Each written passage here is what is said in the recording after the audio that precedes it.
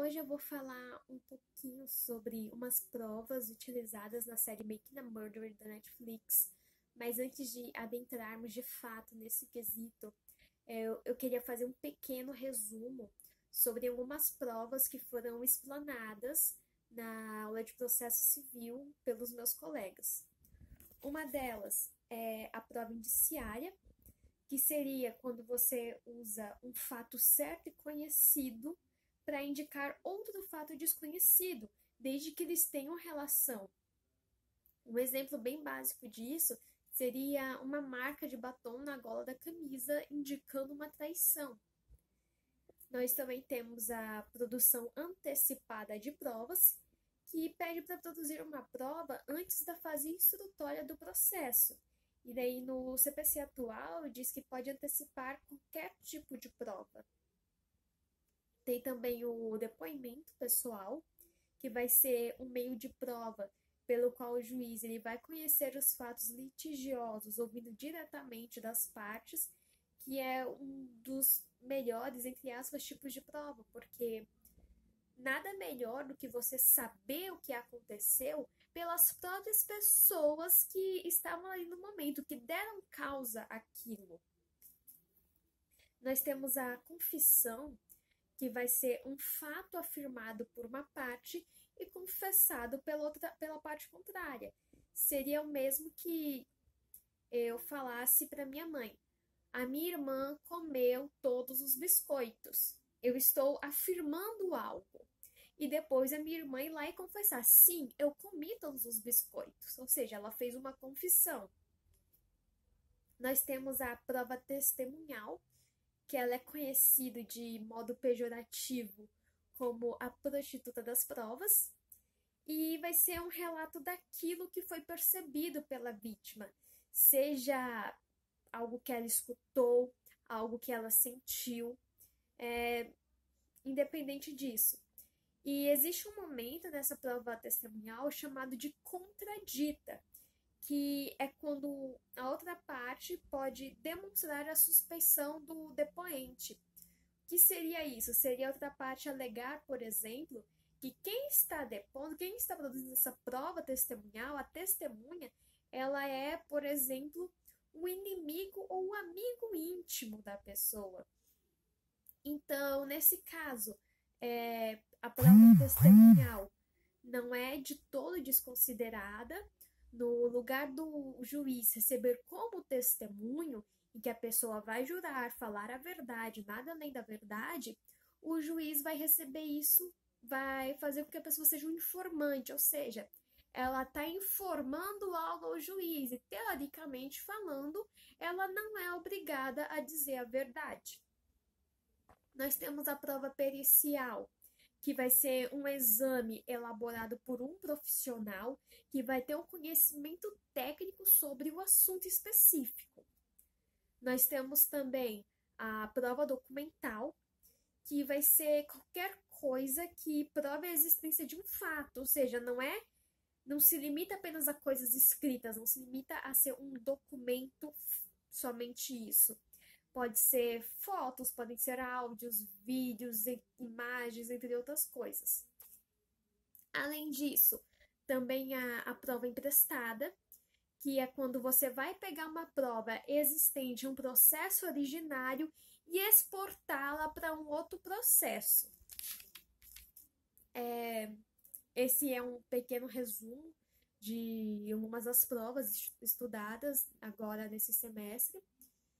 E agora, antes de iniciar falando sobre as que apareceram em Making a Murderer, só queria fazer um pequeno resumo da série, sobre o que trata a série, lembrando que ninguém é culpado até que a sentença transite julgado, além de que o direito penal ele é utilizado para punir quem merece, ou seja, ele não é vingança, o juiz não pode fazer uso do direito penal para se vingar de alguém. Enfim, Making a Murderer, ele é um documentário americano em formato de seriado sobre um crime real, dividido até o momento em 2 temporadas, e ele conta a história de Stephen Avery, que ele é natural do condado de Manitowoc, em Wisconsin, que cumpriu uma pena de 18 anos e uma condenação injusta desde o início da série, desde o primeiro episódio. Quando você vê as primeiras provas, você tem a certeza que é uma condenação injusta de agressão sexual e tentativa de homicídio. Eu refiz várias anotações sobre a série, eu assisti ela de novo. Eu tinha assistido ela no ano passado, mas algumas informações haviam se perdido com o decorrer do tempo. Então, por isso eu fiz questão de anotar alguns tópicos. De modo geral, eles tinham provas na época de que não havia sido Avery, mas por que eles condenaram Steven Avery no final das contas? Na minha opinião, foi basicamente por preconceito, porque a família dele não se encaixava no local, eles não fizeram questão de se encaixar no local, porque eles acabaram criando uma sociedade só deles. A família deles era muito unida. A família Avery, eles tinham um laço muito forte. Então, eles não fizeram de fato questão de se enturmar com o resto da sociedade, com aquela cidade. Logo de início, nós temos o depoimento de Sandra Morris, que é prima de Avery. E quando ela prestou o depoimento inicial, foi uma época em que ela era inimiga declarada. Ela expressava de forma totalmente aberta, todos tinham conhecimento sobre ela odiar Steven Avery. E mesmo assim, o seu depoimento foi aceito, sendo que é claro que, por ser inimiga declarada, nós teríamos a contradita, ela seria considerada simplesmente informante. Mas por que foi aceito? Ela tinha relações, ela era familiar de um dos xerifes, ou seja, ela tinha envolvimento com a polícia e justamente por conta disso o depoimento dela foi aceito de modo tão fácil. Junto também do fato de ninguém gostar da família Avery. Steven, ele também tinha antecedentes, outro fato que não colaborou com nada com o caso dele, que eram de 2 roubos com amigos, sendo que um deles, ele simplesmente roubou um bar, ele roubou 2 pacotes de cerveja e um pacote de batatinhas, e também por crueldade contra animais, porque ele simplesmente pegou o gato da família e jogou no fogo, sem um motivo aparente, por assim dizer. A alegação dele foi que estavam perturbando o animal, e o instinto dele foi pegar o animal e jogar no fogo. Mas a questão de tudo isso é o quê? Mais pra frente acontece um crime que ele é acusado, ele acaba passando 18 anos preso por esse crime, mas a questão ele sempre assumiu os erros dele, ele sempre assumiu os crimes que ele cometeu e pagou por eles. Tanto que no julgamento ele chega a falar: eu não fiz isso, eu sou inocente, eu não fiz isso. E além disso, ele ainda chegou a falar que se ele tivesse cometido aquele crime, ele admitiria aquilo, ele sofreria punição, ele pagaria por aquilo, mas que ele não podia assumir algo que ele não tinha feito, que ele não iria mentir.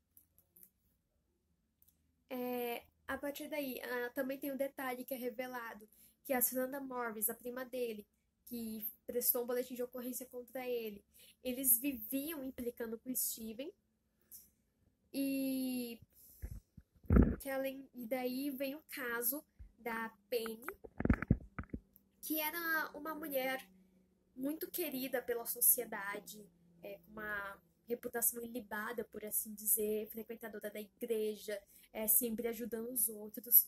Ela vai correr na praia e na costa do lago Michigan. E alguém passa por ela com uma jaqueta de couro e fala: é um belo dia para uma corrida, né? Nisso, esse mesmo sujeito acaba espancando ela, abusando sexualmente dela. E no meio disso, ela o arranha. E quando ela vai prestar o seu depoimento, ela chega a dizer que fez questão de olhar bem para a pessoa, para ela jamais esquecer o rosto dele. Quem vai pegar esse depoimento para prestar o boletim de ocorrência da Penny, é a Judy Dvorak, que é ninguém mais do que uma amiga íntima da Sandra, alguém que já havia prestado queixa quando Steven. E nisso, quando ela chega, faz tudo, quando a Penny descreve o agressor, a Penny fala, a Judy fala, parece o Avery.